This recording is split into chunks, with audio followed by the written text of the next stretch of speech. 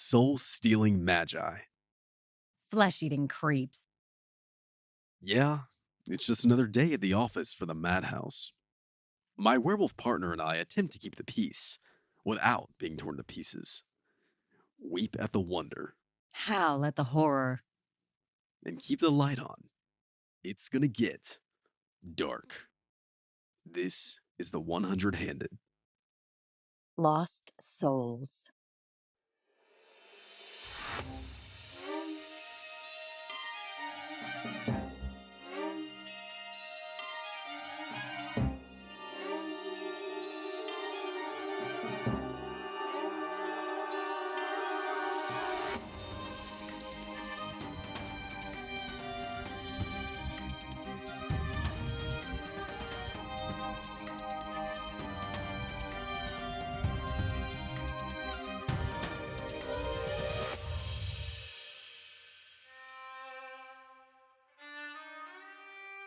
Episode 21.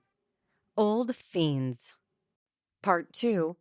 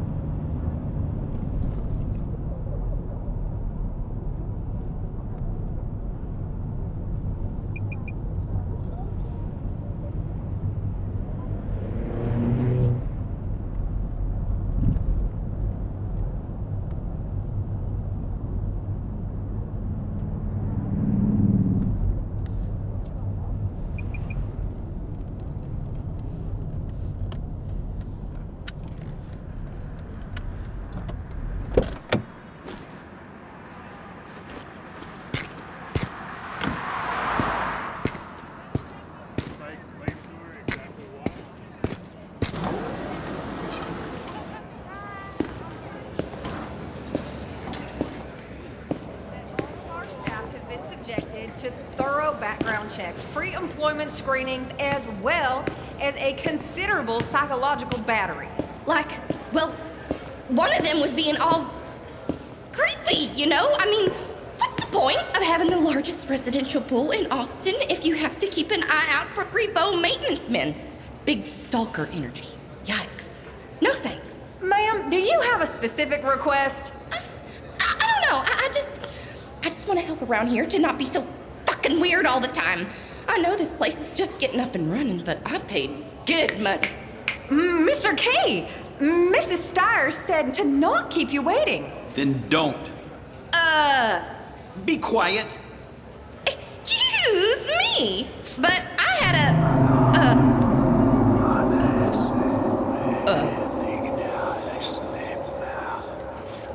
Please, I'm sorry.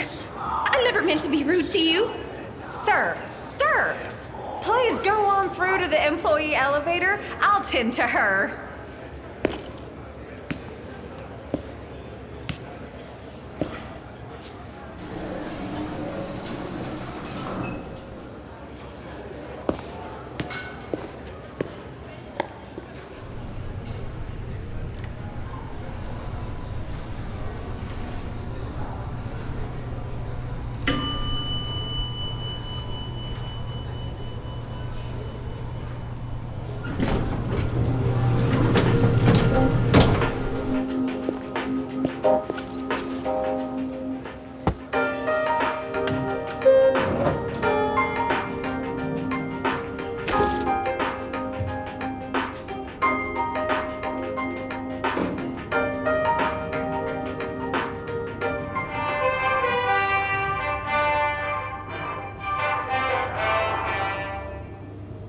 An exclusive interview with the real estate tycoon herself.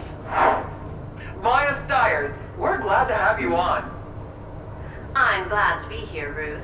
Anyone that pays attention to the world of real estate would be familiar with your family name, but you've managed to step out of your family's shadow and establish yourself as a force to be reckoned with in your own right. What would you say allowed you to distinguish yourself among such august company? Well, Ruth, I have to say I don't know if I'd call myself a legend, But I won't tell you not to call me one either. After our father died and left us the fortune, my siblings sought to immediately capitalize on their newly freed wealth. Shorts, Bitcoin, options, they ventured out. You did some venturing out yourself. Traveled abroad to some fairly exotic and remote places. You don't know the fucking half of it. Father's passing sent me searching. And not just for new tricks to get ahead on the marketplace. When you're born on top of the heap, staying ahead, that kind of thing, it gets old fast. So yes, I did venture out. And I postulate that I ventured farther than most. I traveled the world, saw sights that I could not put into words.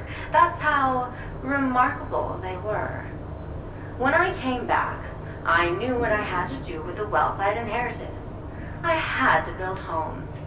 Not just places to crawl into in between work shifts, but honest-to-God homes that people could finally put their minds at ease in. Despite this, the Maverick condominium isn't a homeless shelter.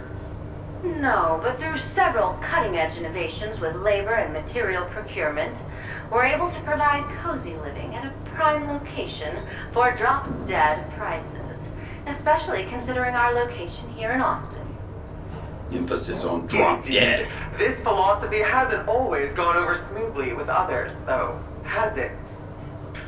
Not in the slightest. My family thinks I'm crazy, just flushing money down the toilet. Business competitors have taken to snide social media campaigns. Hip, ironic corporations that are all the rage today, and my own confidants have expressed doubt in my abilities. No shit, Maya. I'll be expressing my doubt with you real fucking soon. But I believe in my mission. Affordable housing in Austin today, housing for everyone tomorrow. Pluto Group LLC isn't merely a profit-seeking enterprise. We plan on growing our business model to expand into affordable housing to help meet Austin's population influx. This is why I'm throwing down the gauntlet. The first annual Maverick Gala for the homeless will have plates for $1,000. All proceeds will go to helping resolve issues with regards to addiction, mental health, racism, and unstable housing, right here in our own community. Incredible. What else is in store for food? What the hell are you thinking, Maya?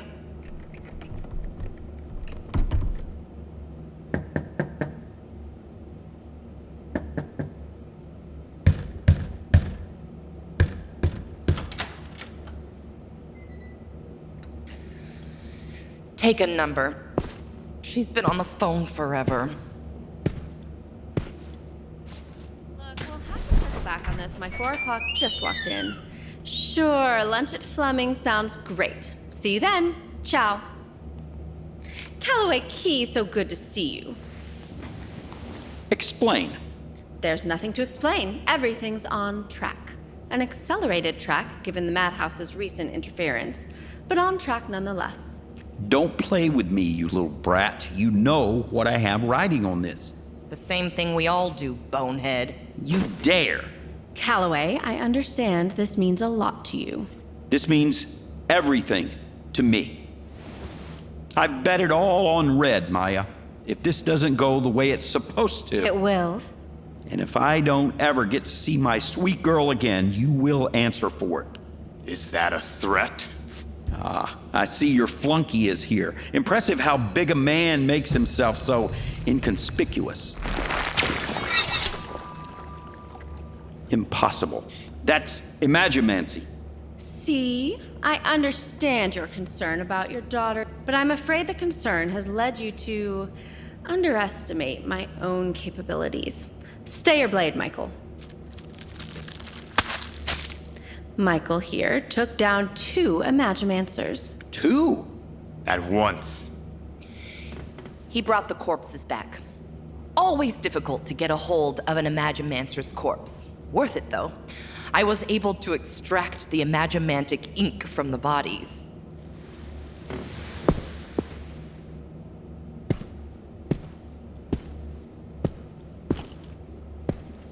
And this thing, can use Imagimancy. Technically, he still is an Imagimancer. He has the mind of one, anyway. And while the Imagimancers have to attune their bodies to the inks, Michael's new body is potent enough that he doesn't need as well calibrated a tattoo. Although I doubt he'll be able to use any of the flashier abilities the Imagimancers are known for. No great loss. I only used the ink blade and other close combat tattoos. This is an improvement. Very interesting. Do the others in the 100-handed know about him? I've kept my activities at a remove. There's not always a need for the left hand to know what the right hand is doing. Very good. That will give us leverage. Us? I'm sorry, but what have you been doing to further our cause? Because whenever I've seen you, you've just been pissing and moaning about your daughter instead of, helping. You tolerate this woman, Maya? Without Catherine, we wouldn't have a body for Michael. She has proved an invaluable new addition to the 100-handed. Which is what I came to talk about. The beef plant in Queensbury. I ensured that there was no evidence left behind. The madhouse won't have shit, and any freelance monster hunters will have just as hard a time getting anything out of there. Good. Feed and Fang, before we lost contact with them, discovered that the Imagimancer and his werewolf partner entered the dim with the help of a gargoyle named Mason. I sent Michael to tidy up that loose end, cut off their re-entry to the dim to keep them from meeting with Vincula. God damn, y'all are pretty fucking keen on getting a horde of creeps on our ass, aren't you? One creep's hardly a horde. Besides, we came out on top. I have my daughter back in custody. The werewolf. Interesting. Well then, what's the plan?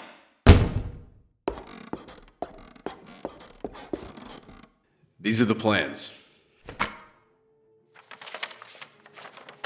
Tell me what I'm looking at, Wexler. Intel provided by a Fae. Probably an Unseelie, given her spell-breaking powers. She helped me after Michael hid Unholy Smokes. Another non-human offering help.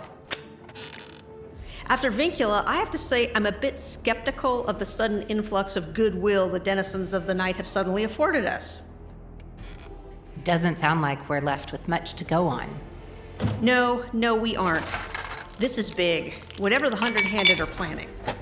Then let's assemble a team and get in there before anyone gets seriously hurt.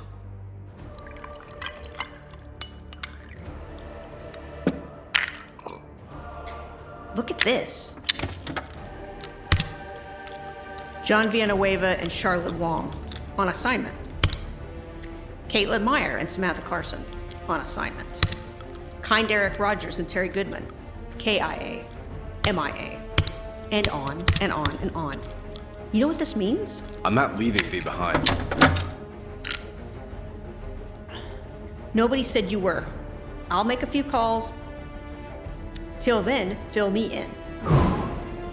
Basically, what's going to happen is at midnight on the night of the gala, we're going to activate the tower. It's basically my mind-forged technology writ large so that we can harness a massive amount of psyches at once.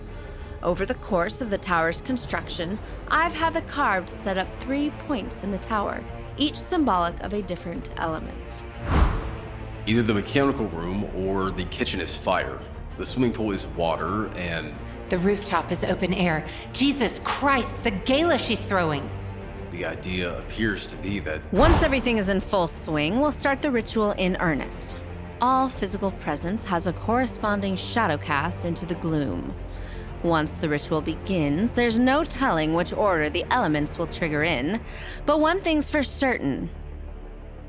Whoever's in the vicinity will lose their soul. Good Lord, this woman is insane. The sheer chaos will draw the attention of every creep in. I shudder to think of the consequences of this. Even if everything goes right for us and wrong for her, but there's still big gaps in our knowledge. I anticipated that, which is why Unbelievable. You really can't keep out of the animal shelter, can you? Good to see that I'm welcome here. Vasquez, this is Mason. He's... I know what he is. I'm somebody who's going to help. I've spent a lifetime watching your species kill and slaughter one another. No more. I will do what small part I can to stay the bloodshed. Once Solomon put me back together, several memories snapped back into place. Memories of Michael communicating to his mistress right before he attacked me in my store. Did it work? Did you get any information? Yes, it's worse than you could possibly imagine. How so? She's hosting a private fundraising gala tonight for her charity cause, and she is going to kill every last person in attendance to create something she calls the Atlas.